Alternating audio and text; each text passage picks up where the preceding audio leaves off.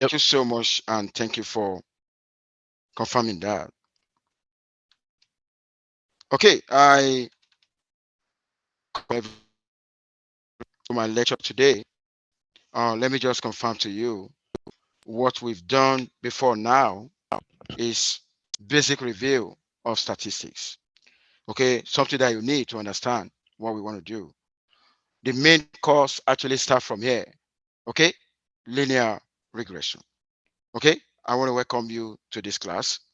Now, the learning goals today is I'm going to walk you through understanding form of linear regression model. Okay, why am I going to do that?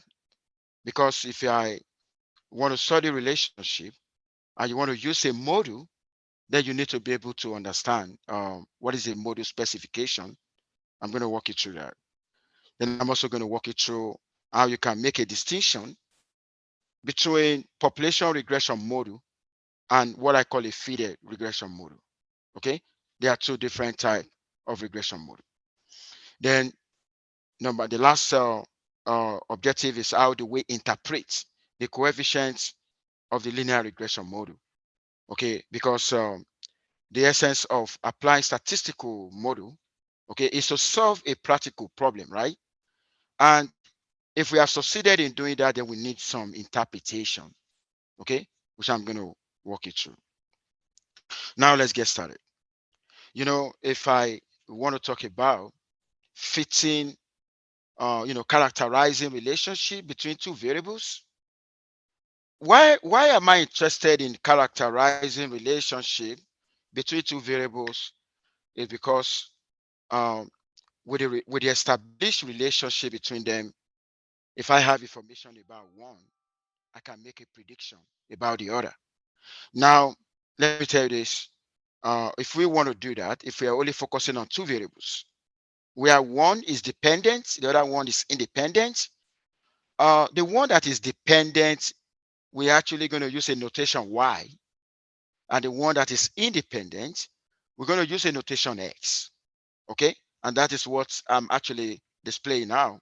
So if I have information about X, and if there's a relationship between X and Y, then we should be able to predict Y. Okay, it's just like these two guys are friends, right? This X, this Y. Okay, they are into relationship, right? Okay, if this guy is not around, I know somebody's going to come to this guy. Oh, where's your friend? That's a prediction. Okay, because why do you ask about his friend? Because of the fact that they have the legal relationship. So what we're going to be doing here is using it for, since X and Y as relationship. Okay, we're going to, if we know information about X, we can predict Y. Okay, and I'm basically going to say the Y1, Y2 up to YN, because when we are collecting observations, okay, we're going to have the observation number one is Y1, Y2, and up to Yn. Okay, and an example of this is if X represents the amount you spend advertising, and Y represents the volume of sales. The Y1, Y2 up to Yn, they are the observations of your volume of sales. Does that make sense? Okay. Now, I want to go into population regression model. I wanted to look at the word population. The word population is talking about uh, I'm using every element in the population. For instance, I want to study relationship between um, let me go into there's one example that I'm going to use that is part of this material. Uh, something that let me quickly take you there so that you can see what I'm talking about. Give me 1 second. I'm going to okay, take a look at this. A factory production where we got run time and run size, and you know in a factory when you produce certain number of quantity, you have the record of the time that it takes to produce that. Now, maybe since inception of your company, you take a record of of that, and we're using all the record. We're using, maybe you have 5,000 cases so far.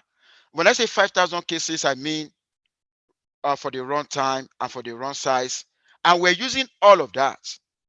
Okay, if you're using all of that, then we're doing population regression. Does that make sense? Okay, but let me tell you this. Okay, and what is a model for population regression is what you can see here. The expected value of y given x equal to that equal to beta naught plus beta 1x. What is the meaning of that? That expectation means average. It's trying to say the expected value of y given that the values of x equal to this equal to beta naught plus beta 1x if y is the volume of sales and x is the amount spent advertising. What that guy is trying to tell me, the expected volume of sales, given that I have spent $5,000 advertising, will be equal to beta naught plus beta 1x. What is the beta 1? What is the beta naught? The beta naught and the beta 1 are regression coefficients. Does that make sense? Now, if they are regression coefficient, then they are regression parameters. Okay.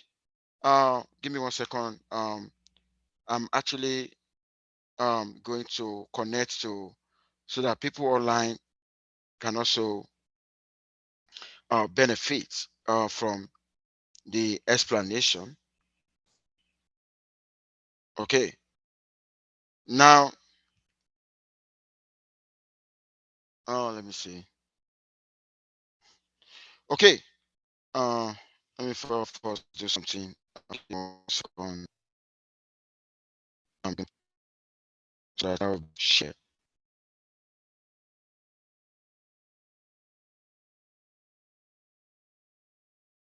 Yeah. Yeah. Then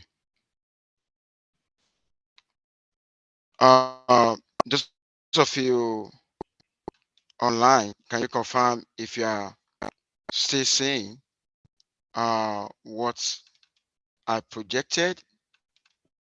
Or let me see. Can somebody confirm Yeah, I among can this of see it. you online? Okay. Okay. Now, if you take a look at what I have right now, okay, that is what I mean. Now, if I now want to talk about error, I told you the other time, our model will tell us something, and we know what happened in reality. The error here is the difference between what our model tells us and what happened in reality. Reality is y. Okay, our model is the expected value of y given x. Does that make sense? So the distance is what we call the error, and that was why I said the is a difference between the observed and that. Now, if I may ask, can somebody tell me what is the meaning of the error here? Like I call y volume of sales, I call x amount spent on advertising. Can somebody tell me what the error will mean in that context for extra credits? Yeah.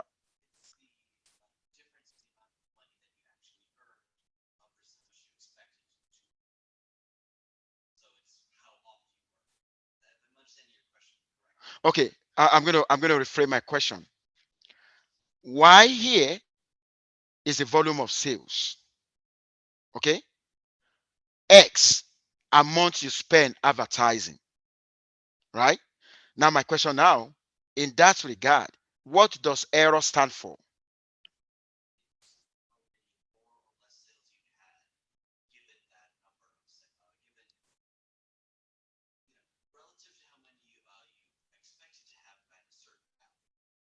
Okay. I'm gonna hear from another student. You try. Can somebody tell me what is it? What is the meaning of the error? That was what I was saying the other time. Like this is an applied course now. Okay, I know that some of you understand. Oh, error is this man. You can do the mathematics, but what is the error in the actual sense? The error here is any other factor that could affect sales that we did not talk about. The only factor we talk about was the advertising. Does that make sense? And that was why we call it. It accounts for the variation in Y that cannot be explained by X. There is 100% variation in Y.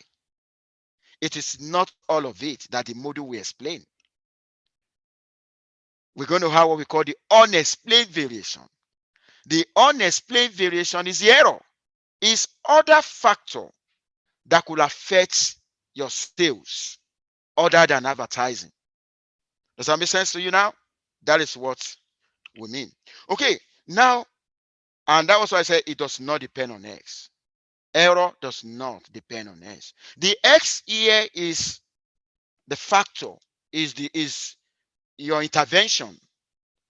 Okay, you are looking at the effects of advertising. Let me tell you, if you don't advertise, you will make sales.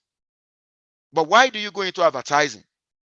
You want an improvement on sales. That is why you go into advertising. Now, let me tell you what the beta knot is telling you. The beta knot, which is the intercept, what do you call that in high school? You're going to say, yeah, which is what, how do you get the y-intercept? The values of y when x equal to 0, which means when you don't advertise, then the volume of sales, which means even before you go into advertising, you were making sales. But the reason why you go into advertising is to seek for improvements in sales. Does that make sense to you now? Good. Okay. Now, if we now want to write the linear regression model, we're going to write this guy here.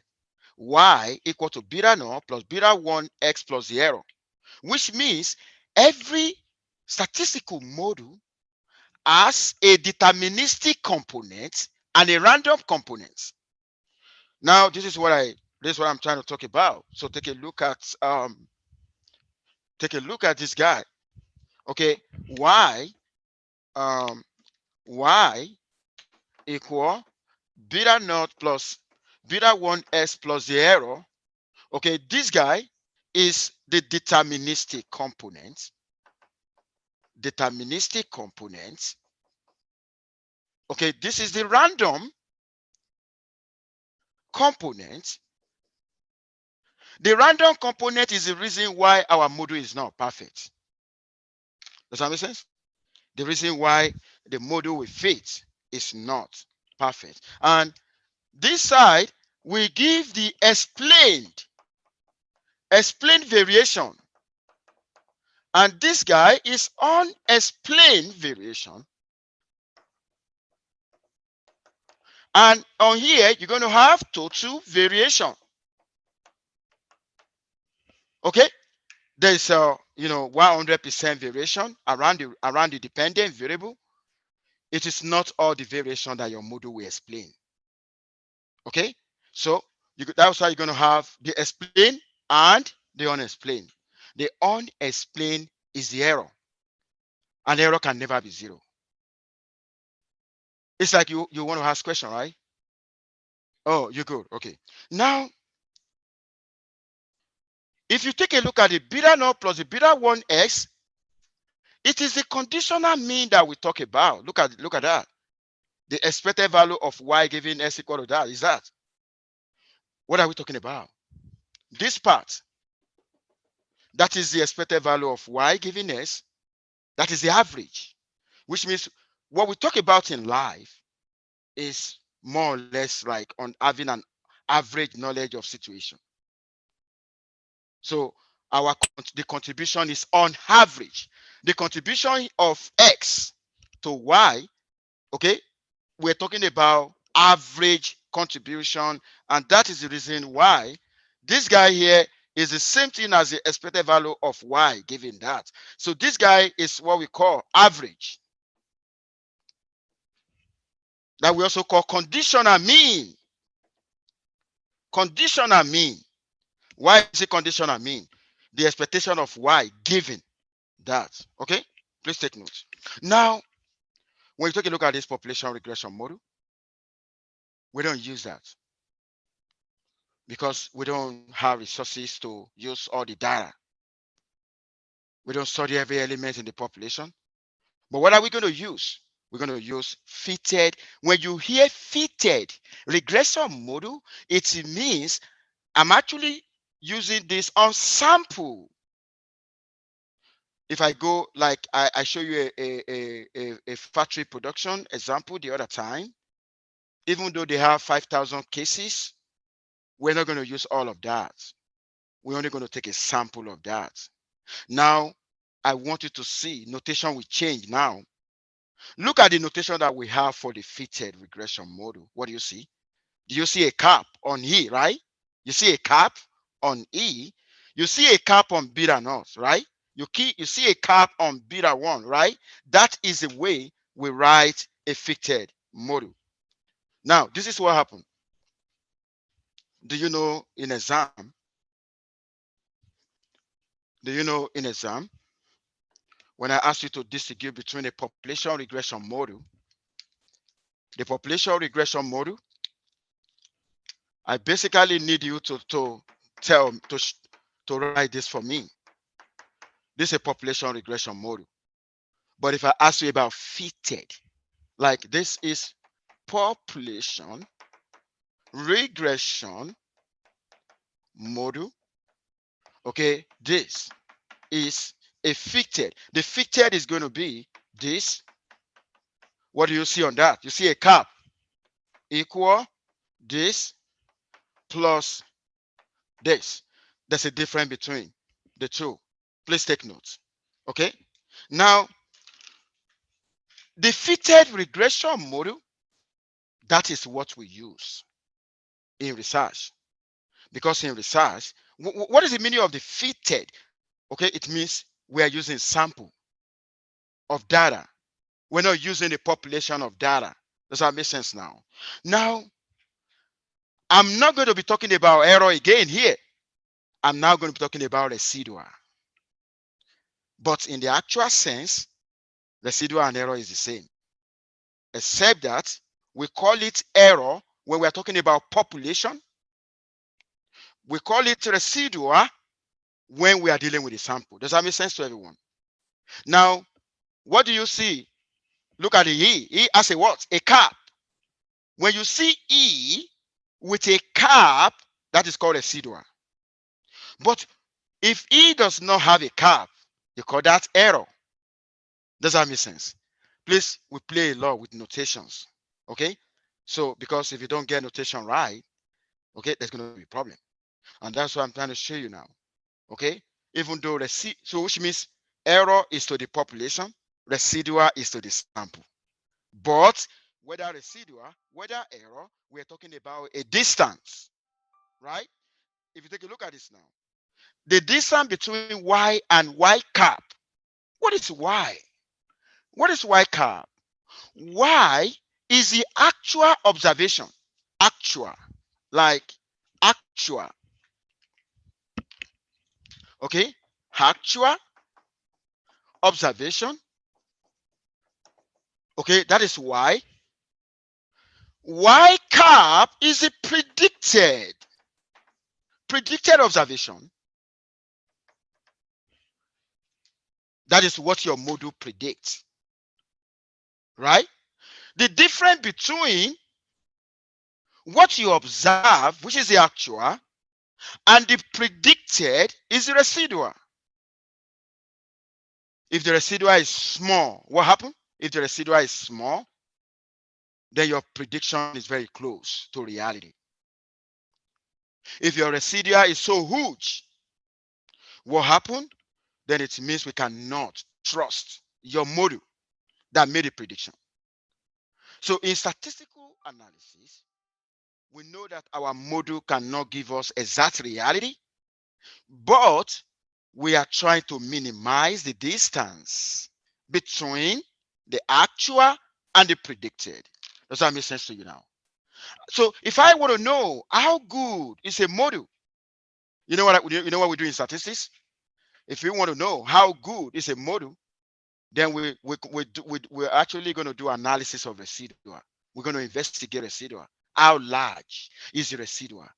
If the residual is very, very small, we're going to say we can trust the model. Okay, so take a look at that. Now, yeah, go ahead.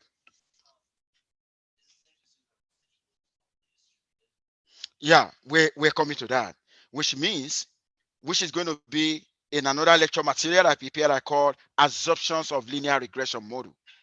Okay, so the normality will, so which means we expect our residual to behave.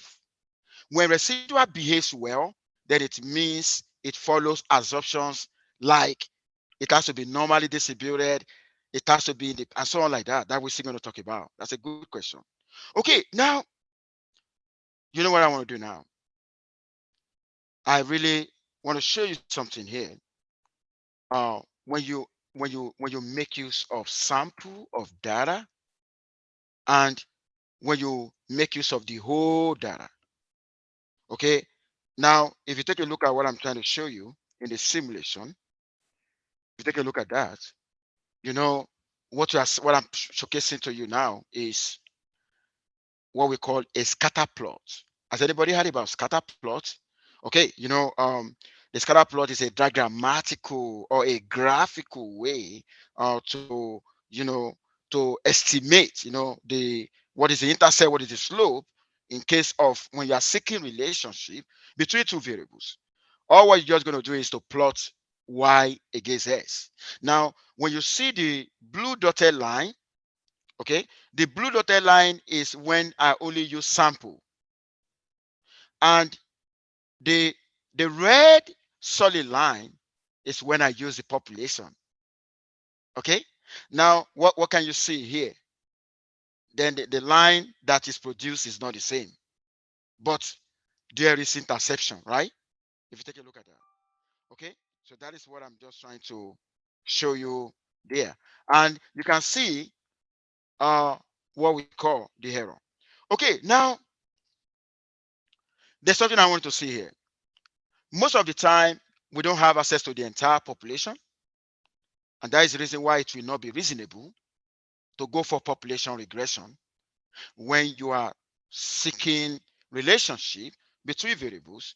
Okay, now, but what we normally do is this: we normally take a sample, right, and we use a fitted regression model. But let me tell you this: how do we justify that instead of study a whole population, when we take a sample, we are good? We are good if we follow, appropriate sampling procedure by using what I call principle of randomization.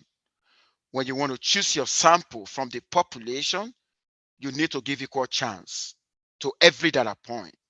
With that, that can guarantee a sample that will be representative. Does that make sense? Because we want to see a situation where your sample will be a typical of the population. The only condition under which a sample can replace population is when we choose the sample in a way that will give equal chance to every data point here. And if we're able to do that, then we can make an inference. And that was what I'm trying to say. One major goal of statistics is making inference. Inference is judgment, making conclusion. We want to generalize, based on our analysis of sample. We now want to do generalization. We want to generalize to the population. And that was why I said, draw a sample with sometimes far less individual than the entire population. Why do we do that? We're limited by budget. There are some problems that need to be addressed on time because delay could be dangerous. And that is why it's just like fire is burning now. And somebody says, okay, we're not going to do something else. We're going to take more sample. If you continue like that, what will happen? The whole place will burn down.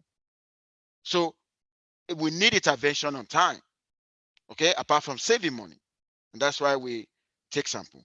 Now, given the potential error in the sample information, of course, there's going to be error in the sample information. The fact that you are not using a whole, you are using just few, Of course, that is the beginning of error. We appreciate that. We acknowledge the fact that will be error, but we can minimize it. That's our goal in statistics. But what can we conclude about the trend of the broader population? Okay, now take a look at us. Knowing that, what do we want to know? We want to know the population regression, but we don't have access to all data. What do? We take a sample and we fitted. That guy is a fitted, right? The y cap equal to that. What do we want to know? We want to know that. We want to know this guy, but this is what we end up in getting. The moment we get it fitted, we can make a generalization to what we want to know. But before you can make that generalization, then the sample that you choose, that you fitted that regression on, that sample must be chosen randomly. Does that make sense? Okay. I want to confirm if those of you that are online, are you still hearing me clearly? Those of you online. Yes. Thank you so much. Thank you for confirming that. Okay, now I want to demonstrate to you now. How do we take sample? How do we fit linear regression? Then I'm going to go into factory production now. Now we are no longer in this class. We are in factory now. Let us be assuming that we're now in factory. Now in this factory production, Y represents the runtime of a production and X is the size of the production. And we're only taking a sample of 20, even though they could have more than that. But we are limited by budget, time, and that's why we're taking 20. Take a look at the data now. This is the first 10. You know what the case number one is telling me? When the run size was 175, you know the time they use in doing that is 195. Okay? And we have it like that. Do you know our intention here? Is there a way we can actually fit a linear regression to this, and given maybe the size of the production, can we make a prediction of what the runs time is going to be? Let me tell you, in a factory, they don't just employ, they employ because of the fact that they've already seen, like if they can look at run time, they want to produce more, maybe it's going to take more time. And that's why they need employees that will come around. Now, take a look at what I have. We want to fit a linear regression to this. Okay. One of the method of fitting linear regression is what we call a scatter plot. This is not the only method. I'm still going to talk about other method in the subsequent lecture, but let me start with this traditional method of scatter plots. What am I doing in scatter plots? You're actually going to plot the dependent variable against independent. Our dependent variable is y, which is the runtime, and our independent variable is the size of the production. Now we call this a scatter plot. Okay, it is called a scatter plot because you actually, it is not all the points that are going to be on the straight line. Okay, scatter plot, you have points that are scattered away. You get what I mean? Now, after plotting this, the next thing you want to do is to look for the line of best fit. Line of best fit. I also call that line of equal distribution. We can call it line of best fit. And I also call it the line of equal distribution. Okay, now we draw the line. That very line, we believe that other points, whether below or above, okay, they are very close to that line. When you want to draw your line, you're going to draw it in a way, some other points are very, very close, like equidistance in a way. Okay, now when you take a look at this, of course, you've done this before. But you know what you're gonna be doing in the lab. You're actually gonna learn how to use a software to arrive at results. Now, because of that, oh, go ahead.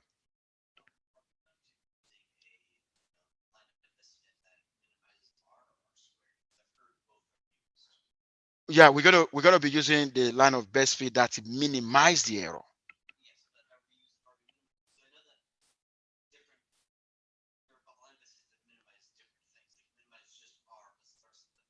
Oh, you said minimizing R, which R? Oh, yeah.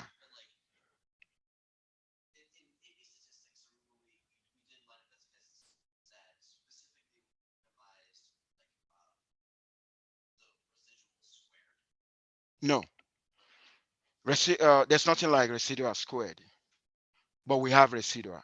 Maybe you wanted to say R squared that we call coefficient of determination. So that's a different thing. The coefficient of determination is, in fact, we want to maximize that one because the coefficient of determination will tell you out of the 100% variation in the dependent, how much the model was able to explain. We are still coming to all of that. But the line of best fit here is drawn in a way to minimize the error. Okay? Or you can say to minimize the residual. I told you residual and error are the same, except that we use residual when we're talking about sample, we use error when we talk about population. The two of them remain distance. Does that make sense? So minimizing the error means you are minimizing the distance. Yeah, that's a good question. Okay, now, you know what I'm showing you now? This is part of what you're going to do in the lab. It's an arrow code. Now, if you take a look at the first line, that is the data that we're using. The data that is online. If you copy all of that into our software, you're actually going to have access to the data. Now, how do I run linear regression using the R software? That is the code. MOD equal LM. LM means linear model. In the parentheses, you need to write your dependent variable first. Dependent variable? That the one we also call response. The one that represents Y, the one we use Y to represent.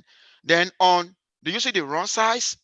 The run size is the independent, is the X, comma, then the name of our data production. If you take a look at that. Now, for those of you who already know how to use R, if you copy all of this, if you copy this code into your R, you will see results. Does that make sense? So when you do summary into mode, you know what you're going to see? You're going to see this guy. Do you know that there's a lot of stuff in this result, which I'm going to explain to you now. Now, we go into the, we fitted a simple linear regression model to, two variables, production size and the production runs.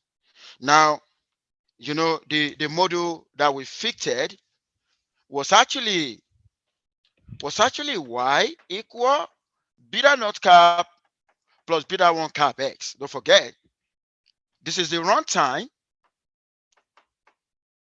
okay? And this is a production, the run size, okay?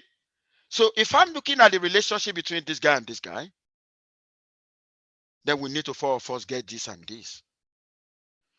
I needed to look at the first column, estimate. You know what it's telling you? Your beta naught is 149.74770, and the slope is 0.25924. If I now want to rewrite the model, this is a fitted regression model now. You see the fitted regression model now? I want to award an extra credit. Can somebody tell me? I'm not talking about mathematical interpretation now. I'm talking about practical interpretation. What is the meaning of 149.75?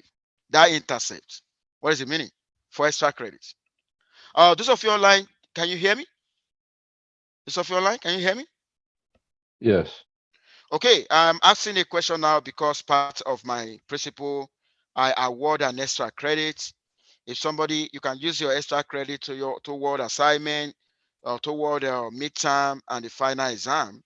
and you can be accumulating your extra credit point. If you answer my question correctly during lecture, of course, you're going to earn an extra credit point. So, which you need to send a message to me after the lecture that you earn an extra credit point.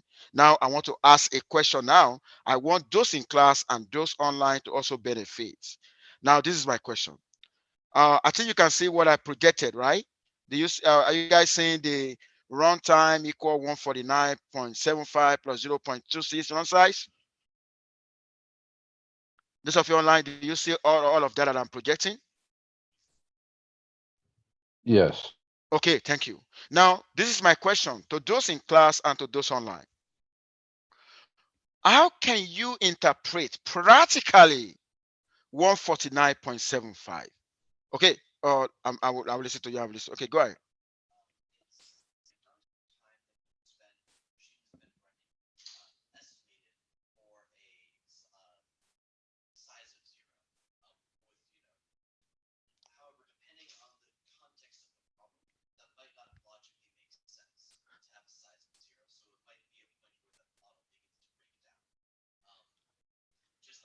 You are very close.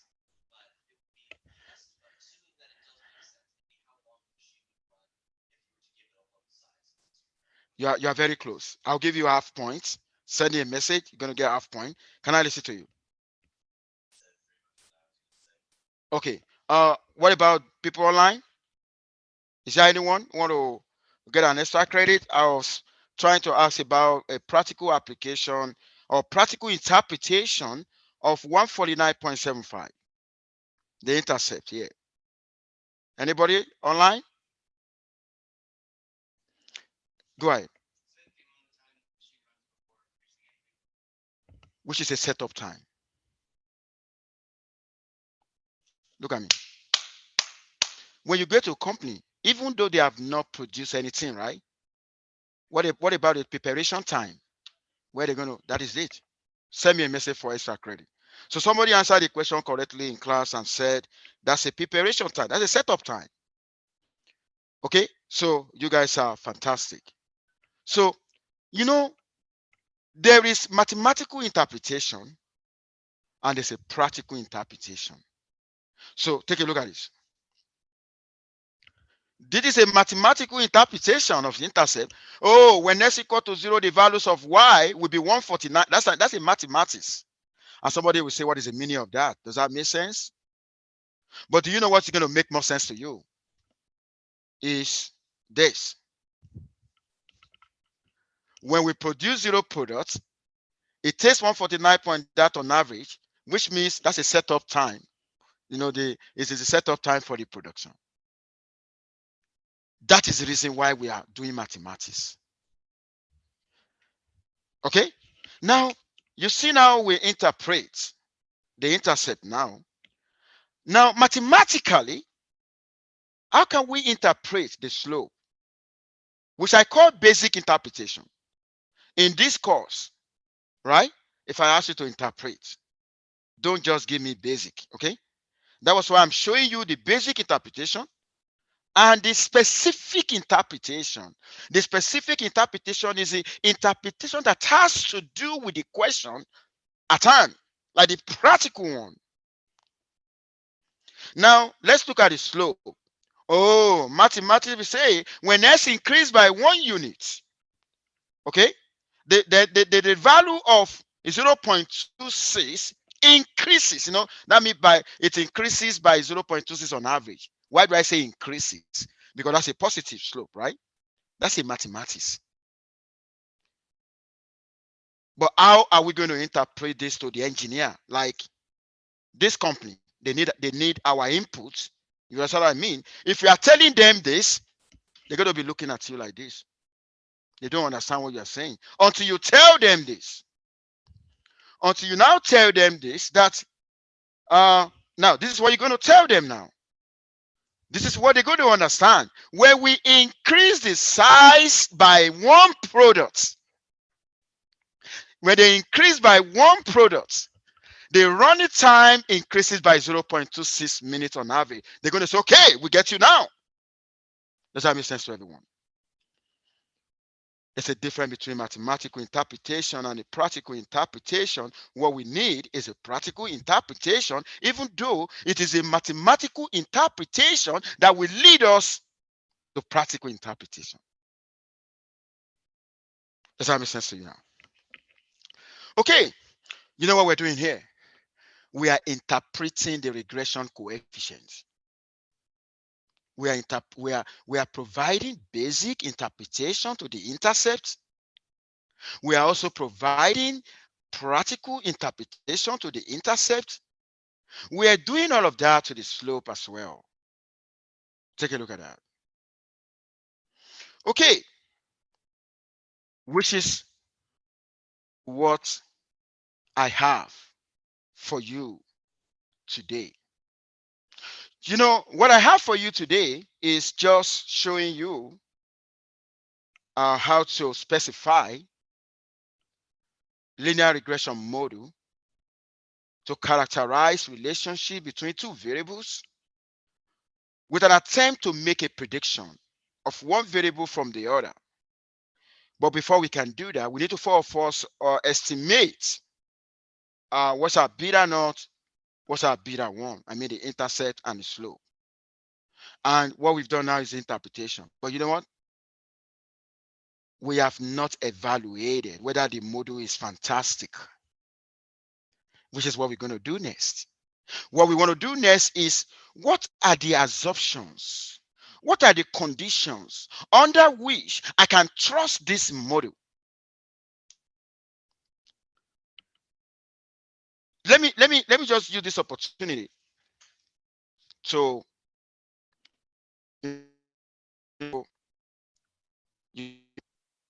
first step process.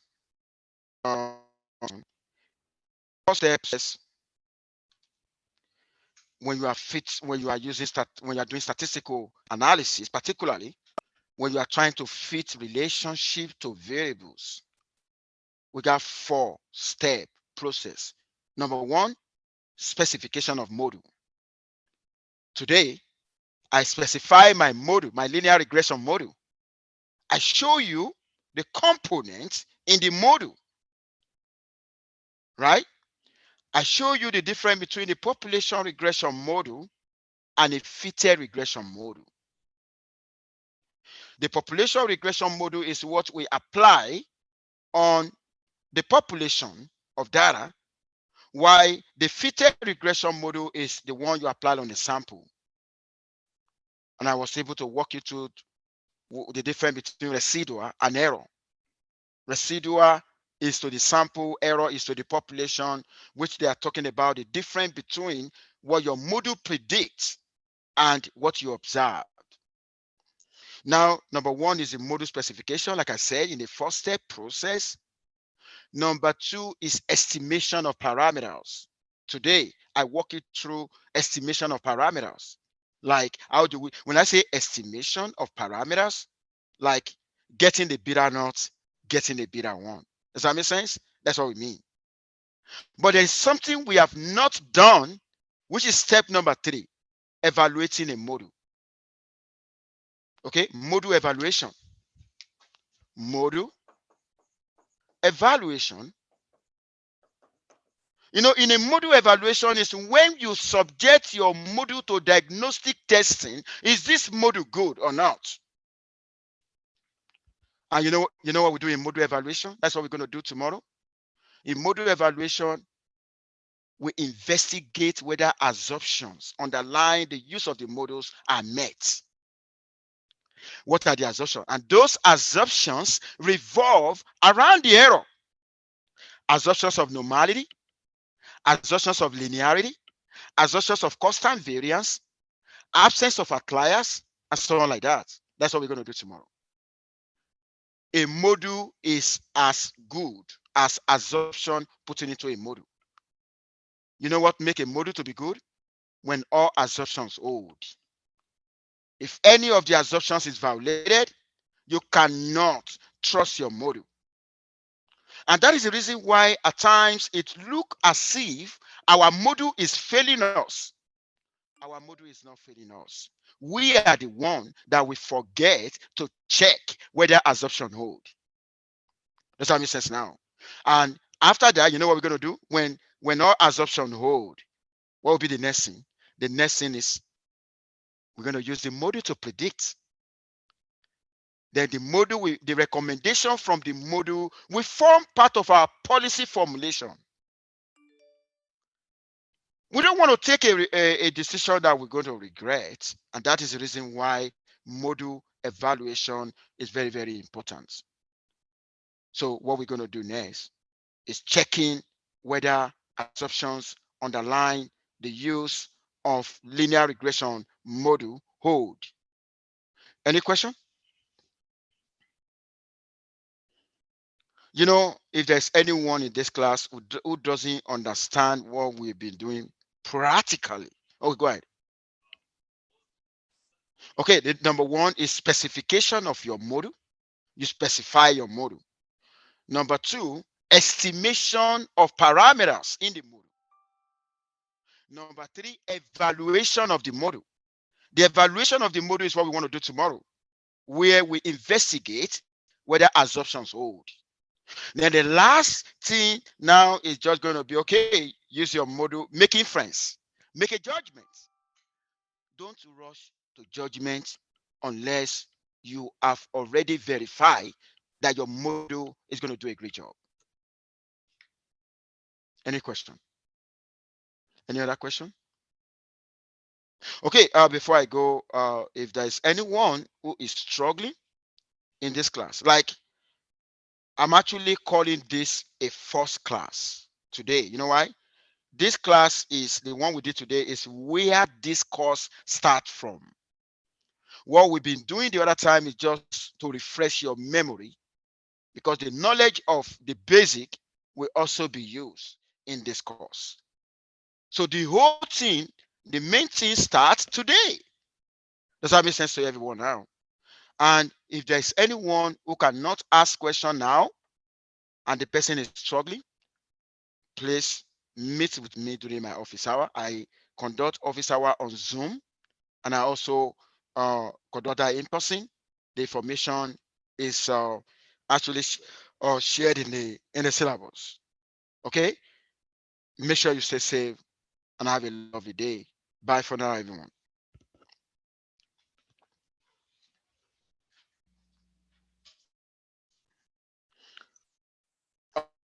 Somebody online is talking but muted.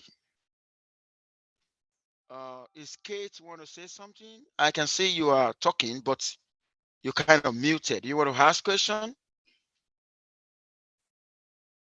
Okay, uh maybe exactly, maybe some background noise. Okay, see you tomorrow, guys.